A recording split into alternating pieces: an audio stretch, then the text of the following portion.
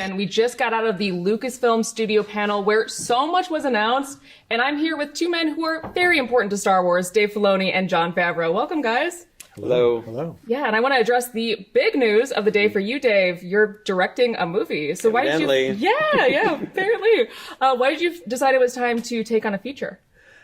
I think the story just escalated to the point where John and I were talking about it, and we've had a plan for a while, and I think that I've learned so much, and it's something that I'm very eager to try. I've really enjoyed working in live action, and teamed up with John and Kathy. It's such a great place to hone your skills, and it just seems like the next logical step. The story also, I think, is, like I said, grown to a point that we want to expand a bit. It's a different structure than episodic series, making a film. So I'm looking forward to the challenge of it, and still partnered with this guy. So it's going to be hopefully the same brand of excitement that people are used to from what we've been making. Mm-hmm. Yeah, and we actually talked to Kathy earlier, and she said, something about, this has been in the making for you for 6 or 7 years. Yeah. Is this something that you had in mind from the beginning? I think in certain ways, yes, but it's definitely developed out of the stories we've been doing. We knew the story would culminate. You have little culminations that come with each season. Mm-hmm. You have characters and things that thread in and out. But eventually now, especially with multiple seasons, multiple series happening in the same time frame, and you're dealing with characters, especially on Ahsoka, where the Mandalorian, you're seeing it kind of from a ground level perspective, and if you're catching glimpses of characters or things that are happening in the galaxy, you're kind of seeing it through the eyes of somebody who doesn't really have a lot of context. Mm-hmm. But in the case of Ahsoka is a character who's been around long before her appearance on The Mandalorian. Mm-hmm. And also, as we're dealing with Bo-Katan, these are characters that there's a lot of political implications to what's happening in the meta-narrative in Star Wars. And those characters and these storylines start to demand that you're starting to deal with larger forces and bigger trends within that time period. So at a certain point, the rubber's going to hit the road in many ways. And the fact that now audiences will accept a permeability between media, which I think has been, as you see with the Star Wars films and with the Marvel films, mm-hmm. like there's a lot of audiences are very sophisticated now, and if they're invested in the characters and the stories, you can tell types of stories in one medium that you can't with the other. There are certain limitations you have with cinema because we're very we have a lot of narrative structure to deal with the amount of minutes that we do each season and then multiple seasons.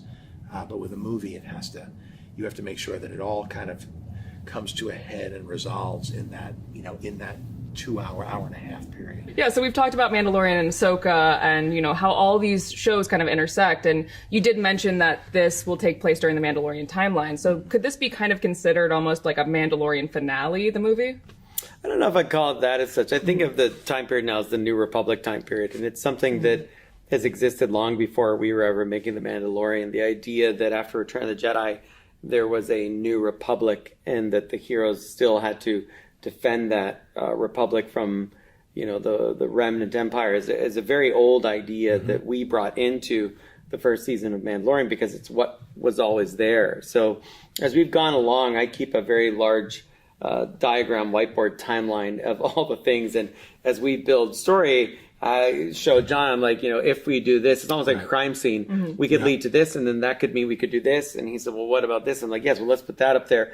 And so a lot of times I have them posted so we can move them and keep it movable. Because we have to keep checking in between our shows, too, as I'm watching and we're looking at scripts. Sometimes it's not as obvious in the script until you start to see it, and then the writing process always continues all the way till you're done.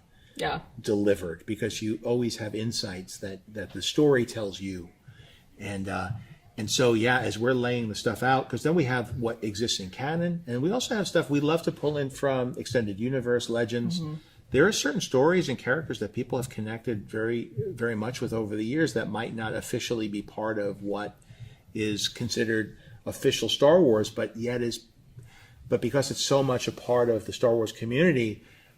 As Dave did with Clone Wars, bringing those elements in and because they already feel like they're running parallel to it. And if you could bring it in a way that's elegant and can incorporate everything, and again, trying to bring together Star Wars as much as we can, and make it all align in a way that feels satisfying and decisive. And kind of on that note of like bringing all together these characters from all these different media, in the Mandalorian clip that we saw in the panel, there was a mention of Thrawn, Yes. who we know is going to be very important to Ahsoka. So can we expect Mandalorian season 3 to basically lead right into Ahsoka season 1? Yeah, Dave, is that what we could expect? No, I would say no. Yeah. I don't think so. I wouldn't look at it that way. I think that as much as these shows are tangential to one another and in the same time period, I think it's important that you can watch them of their own, but they build if you know. So in the same way that if you've seen the episode The Jedi and Mandalorian,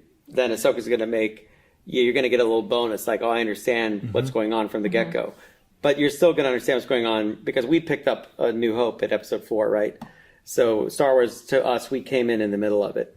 So there is a kind of history in Star Wars is just diving right into the story. Yeah. So I really do dive right into the story with Ahsoka, but I know more about it because of the work of Mandalorian.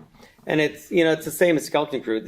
We never want to create a situation where you feel like you have to have seen these things because then you're missing out. Like, I don't know how fans feel, but like, do you have to have seen Clone Wars to understand Ahsoka? No, you don't have to have seen that.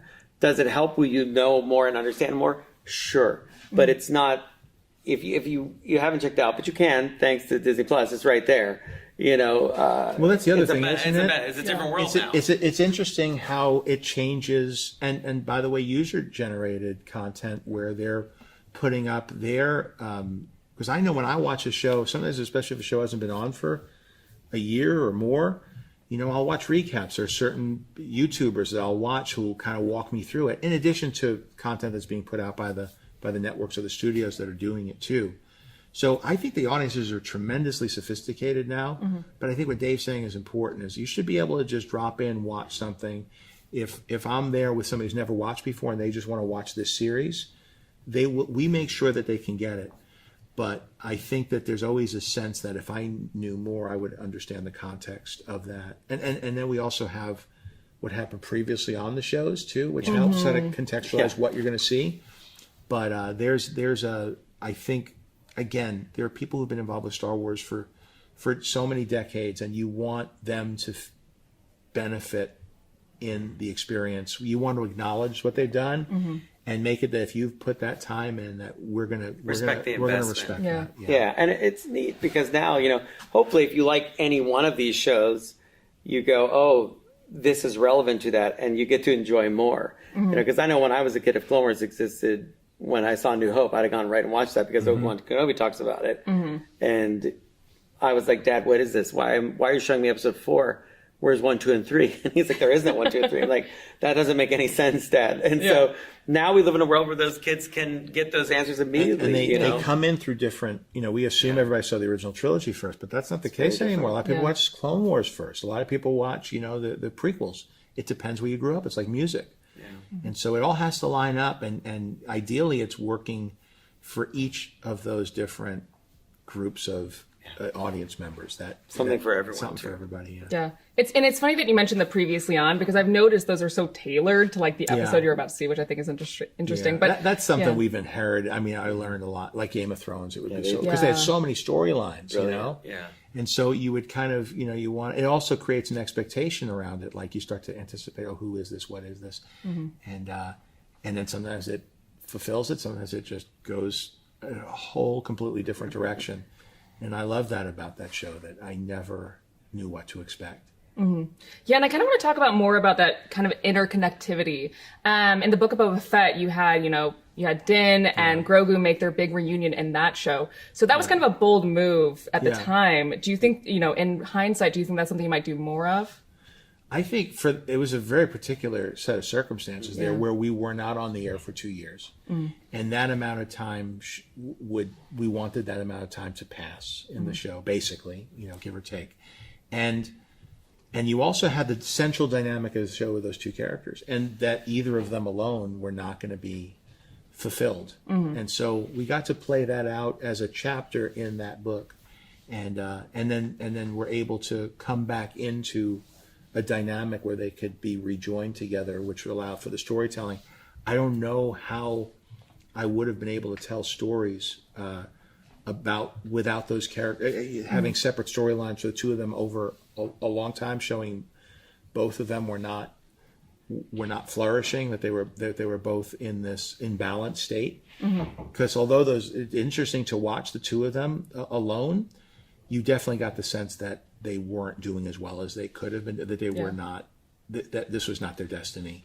And so it allowed us to allow a lot of that time to pass off camera, but also level up, change them both, but especially change Grogu, where now you've had time spent training with Luke Skywalker and how that will affect the way that character can be, the relationship will develop in that parent-child, that de facto parent-child dynamic. It offered a lot of opportunity to not just keep repeating the same stories, and then also as things evolved in the galaxy around them. So it wasn't just the same adventure over and over again, but again, getting to plug into larger narratives that do connect with other shows as well. Yeah, and I think, you've been involved with Star Wars for a long time, but I think these past, 3 to 4 years with the implementation of Disney Plus, I mean, that was kind of the beginning of a new era for Star Wars, I would say. What's the most important thing you both have learned from, again, those past 3 to 4 years? But I mean, for me, there's creatively, I think, managing the story and all these different characters, which I've been doing in Clone Wars, but it's just a little different in live action. It's also, behind the scenes, writing a story for this medium is different. Working with the performance is different. So on a personal level, it's been, exponential learning every time I do an episode or am helping guide other episodes, working with the other episode directors. I mean, again, the position I'm in, I get to behind the camera. And I came into it really, our freshman class of directors, which were so great. And for many years now, I've worked alongside Rick and Bryce. And, Deb went off and did Obi-Wan, but I still stay in touch with her. And so I think that I think people always look at the characters and the story, and it's true, you can see the growth there and how now there are these different series which episodically take up a larger space. But we have so many more creatives now that are getting educated and experience on working in the galaxy far, far away. And I think that speaks very well to the future of everything we're doing. And you kind of see an outcome of that today where, look at the creative lineup we have, not just the stories they're telling, but like Leslie and then I've talked with her and her love of Star Wars, which is so exciting. It's so exciting to see people coming into this. So as it's evolved and changed, I think there's a confidence growing because people are getting to come in and do an episode. One episode and try an episode, right? Yeah. For me, doing an episode was infinitely easier to kind of absorb and understand than if I had to start doing a movie. In a lot of ways, I would think years ago I was trying to crack, so how do I take Ahsoka in live action? And it was going to be a movie. Because pretty much the only outlet for live action would have been cinematic. Right.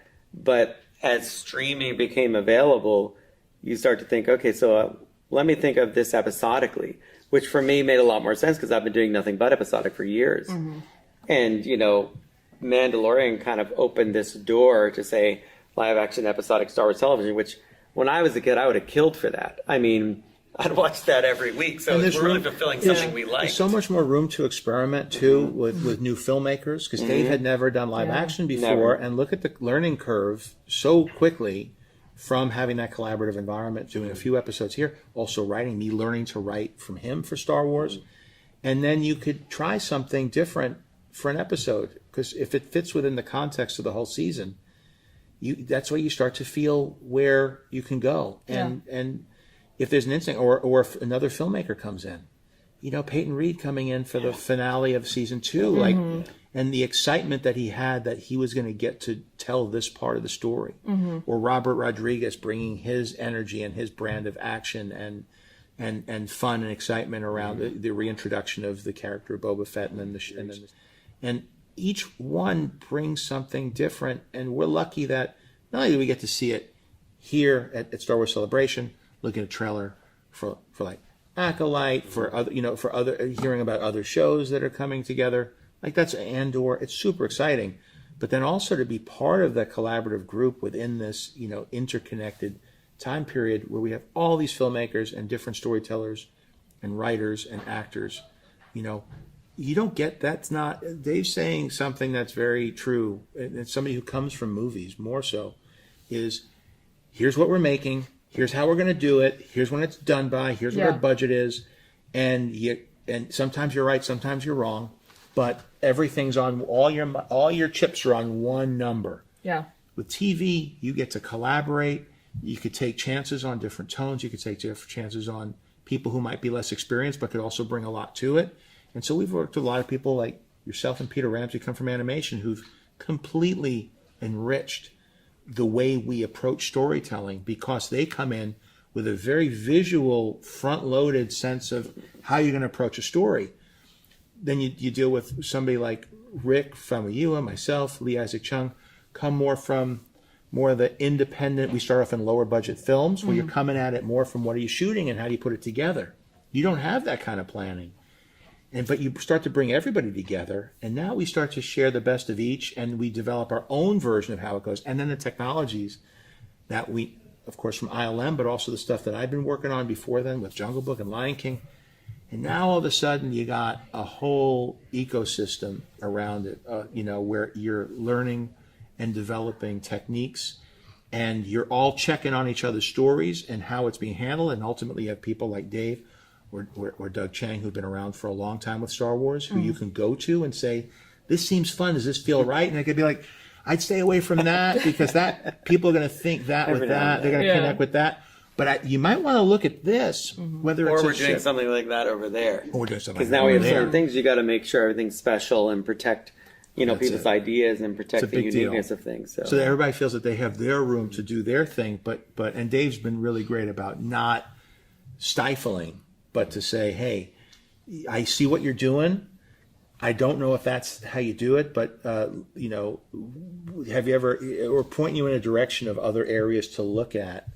Or it's about ships too. I remember a ship from a video game or from like a role play. No, it'll be like there's something from there, and that's a pretty cool one, and also what the relationship of the fans are with the stuff from all of those extended universe materials, and to the point that we had the Hasbro Stormtrooper transport at the end of season 1. I know. That was a toy. The troop transport. The troop transport. It was never great toy. It was a great toy. That was sounds. never something from the film, but it was just made. It was in my mind. Yeah. And we made it. We brought it in.